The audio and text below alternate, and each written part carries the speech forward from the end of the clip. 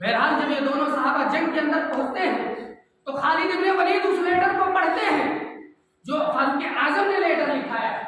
جب اس لیٹر کو پڑھتے ہیں تو خوشی سے جھوم اٹھتے ہیں اور کہتے ہیں کہ فاروق اعظم نے کوئی معمولی شخص کو نہیں بھیجا ہے، اس شخص کو بھیجا ہے کہ جن کی بشارت خود امام کائنات نے دیا ہے۔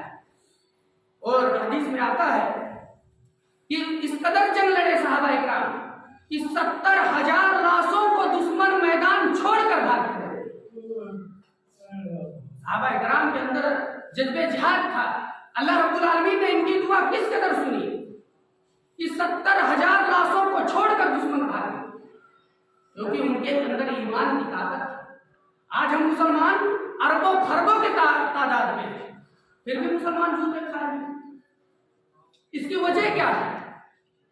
ہم نے جو اللہ رب العالمین سے وعدہ کیا ہے، ہم نے اللہ رب العالمین کے اس وعدے کو توڑ دیے، تبھی تو ہم ذلیل و خوار رسوا ہیں۔